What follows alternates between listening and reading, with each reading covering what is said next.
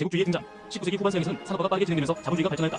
서양의 연령들은 자국의 산업 발전을 위해 값싼 원료 공급지와 상품 판매 시장을 확보하고 국내에 남아도는 자본을 투자할 곳을 찾고자 했다. 이 과정에서 이들은 군사력과 경제력을 앞세워 약속을 침략하고 식민지로 삼았는데 이런 행정 정치를 제국주의라고 했다. 제국주의 국가들은 약속이 강력하게 지배를 받는 것이 당연하다는 사회 진화론을 주장했다. 나아가 아시아나 아프리카의 민족이 미개하여 식민지로 삼아 운영하는 것이 자신들의 의무이며 식민지에게 베푸는 은혜라고 주장하면서 식민지 침략을 정당함. 제국주의 연령의 경쟁. 교통과 통신이 발달하면서 제국주의 국가 간의 식민지 획득 경쟁이 더욱 치열해졌다.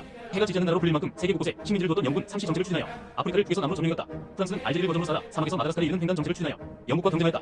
뒤늦게 식민지 경쟁에 뛰어든 독일은 삼비 정책을 통해 발칸 지역과 서아시아 아프리카 지역으로 세력을 확장하려 했다.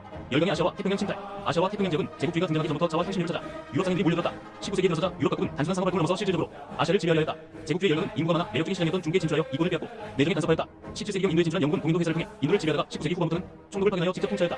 프랑스는 베트남, 캄보디아 등 인도차이나반도로 세력을 확장했고 네덜란드로 인도네시아 대부분을 식민지로 삼았다. 동남아시아로 진출한 서양 열강은 이 지역에서 고무, 사탄 수중의 작물을 재배하여 많은 이익을 얻었다. 제국주의 열강은 태평양의 여러 섬에도 진출하였다. 영국은 18세기 후반부터 오스트레일리아와 뉴질랜드를 지배하였다.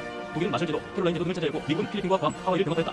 그리하여 20세기 초에는 아시아와 태평양의 대부분 지역이 제국주의 열강에 의해 분열되었다. 열강의 아프리카 침탈. 19세기 중반 이후 리빙스턴과 스탠리 등 탐험가의 활동으로 아프리카에 막대한 지하자원이 매장되었고 시장 잠재력이 크다는 사실이 알려졌다. 이후 아프리카 내륙에 대한 본격적인 침략이 시작되었다. 제국주의 열강은 1884년 벨기에의 콩고 사유지선을 계기로 열린 베를린 회의에서 아프리카 분할 원칙에 합의하였다. 이를 통해 열강의 아프리카 분할이 공식화되어 식민지 획득 경쟁이 더욱 치열해졌다. 아프리카로 진출한 영국은 이집트의 카이로와 남쪽의 케이프타운을 잇는 중간 정책을 추진하였고 프랑스는 아프리카의 식민지를 동서로 연결하는 횡단 정책을 펼쳤다. 결국 영국과 프랑스는 파쇼다에서 충돌했으나 프랑스의 양보로 마무리되었다. 파쇼다 사건. 19세기 후반에는 독일과 이탈리아가 식민지 쟁탈전에 나섰고 독일은 모로코를 둘러싸고 프랑스와 대립하였다. 이런 제국주의 국가들의 침략으로 아프리카에서는 라이베리아와 에티오피아를 제외한 대부분이 열강의 식민지가 되었다. 아편 전쟁과 중국의 대항. 청은 18세기 중반 이후 광저우에서만 서양과의 대외 무역을 허락하였다. 당시 막대한 양의 은을 지급하고 중국에서와 도자기를 수입하였던 영국은 무역 덕대를 줄이기 위해 청의 교역 확대를 요구하였다. 그러나 청이 이를 거절하자 영국은 인도에서 재배한 아편을 청에 몰래 팔기 시작하였다. 이로 인해 청에서는 많은 양의 은이 영국으로 유출되고 아편 중국자가 들었다. 청은 아편 문제를 해결하기 위해 인직서를 광저우에 파견하여 아편을 몰수하였다. 그러자 영국은 자국의 상인을 보호하는 구실로 군함을 보내 전쟁을 일으켰다. 제1차 아편 전쟁. 전쟁에서 패배한 청은 영국과 난징 조약을 체결하여 홍콩을 넘겨주고 상하이를 비롯한 5개 항구를 개항하였다. 1842. 난징 조약 체결 후에도 무역량이 크게 늘지 않자 영국은 조약 개정을 올렸다. 그러던 중 청관리가 광저우에 정박해 있던 애로에 올라 밀수행위로 선언을 체포하면서 영국 국기를 강제로 내린 사건으로 사건이 일어났다. 영국은 이를 구실로 프랑스와 연합하여 청과 전쟁을 벌였다. 2차 아편 전쟁. 전쟁에서 패한 청은 텐진 조약과 베이징 조약을 체결하여 추가로 개항하고 외국 공사의 베이징 주재와 크리스티교 국기를 허용했다. 중국의 근대화 운동, 태평천국 운동, 아편 전쟁 이후 청정부가 영계 대상을 내기 위해 세금을 늘리자 농민들의 불만이 커졌다. 이때 크리스티교의 영향을 받은 홍수전이 만주를 몰아내고 한국의 국가를 세우며 태평천국 운동을 일으켰다. 1852. 태평천국 운동 세력은 토지균등 분배, 남녀평등, 악스페이지 등을 주장하여 농민들의 지지를 얻었고 난징을 점령할 만큼 세력을 확대하였다. 그러나 내부 분열로 힘을 잃었고 결국 신사층이 조직한 의용군과 외국 군대의 공격을 받아 진압되었다. 양문동, 태평천국 운동 진압 과정에서 서양 무기의 우수성을 깨달은 이용장 등 한족 관리들은 서양의 과학기술을 받아들여 북극 강경 정치를 추진하였다. 양문동. 이들은 근대식 해군을 창설하고 군수 공연을 비롯한 산업 시설을 세웠으며 외국의 유학생을 파견하였다. 그러나 전통적 체제를 유지한 채 기술만 받아들이는 중체성을 내세워 한계가 있었고 각 지방 관료가 제각기 추진하여 일관성이 부족했다. 이 한계는 청일전쟁의 패배로 드러났다. 병법자강 운동. 청일전쟁 이후 외세의 간섭이 심해지자 중국 지식인들은 일본의 메이지 유신을 본받아 개혁해야 한다고 주장했다. 항위에 든 개혁파는 황제의 지지를 얻어 의회 설립, 입헌군 주제, 상공업 육성, 근대 교육, 신식군대 양성 등을 추진하였다. 1898. 그러나 모스파서 대회의 정면으로 100일만에 실패하였다.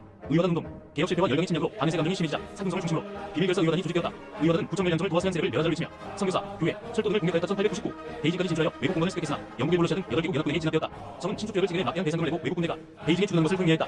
이로 인해 청왕조의 지위는 더욱 약화되었다. 신의 혁명과 중화민국의 수립, 의화단 운동 실패 이후 청정부는 개혁을 추진하며 신식군대 조직, 상공업진흥, 의회와 헌법 준비 등을 진행했다. 그러나 열강의 침략을 막지 못한 청왕조를 몰아내는 혁명운동이 확산되었다. 수는 도쿄에서 여러 단체를 모아 중국 공맹회를 조직하고 삼민주의를 내세워 혁명을 주도하였다. 1905. 청정부는 대상금과 개혁 비용으로 재정이 악화되자 민간 철도를 부여하며 외국 자본을 들여오려 했다.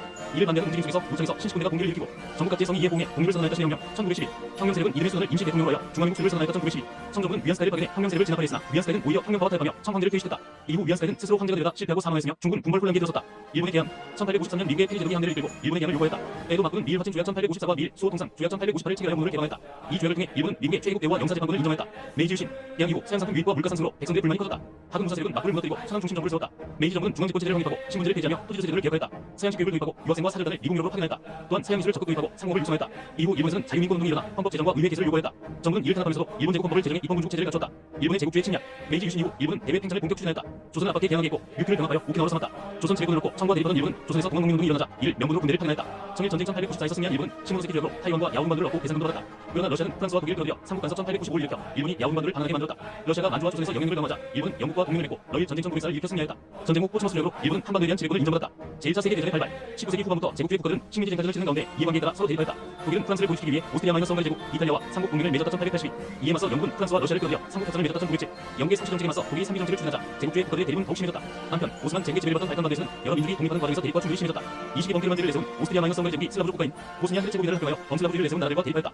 이처럼 발칸반도에서 긴장이 높아지는 가운데 보스니아의 사라예보를 방문한 오스트리아-헝가리 제국의 황태자부가 세르비아의 청년에게 암살당하는 사건이 일어났다. 사라예보 사건 1914.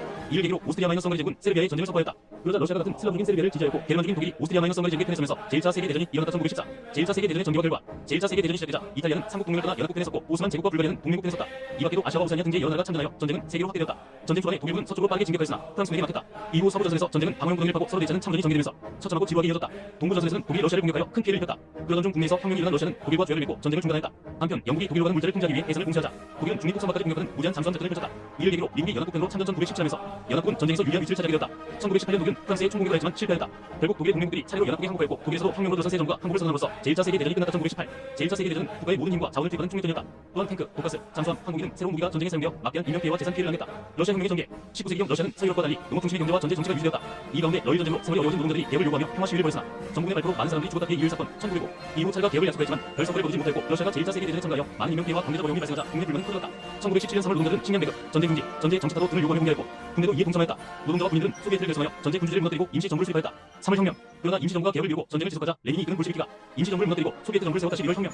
소련의 수립과 발전. 소비에트 정부를 세운 레닌은 독일과 강화 조약을 맺고 전쟁을 중단했다. 이어 공산당 일당 독재를 선언하고 토지와 산업을 비교하는 등 사회주의 개혁을 추진하였다.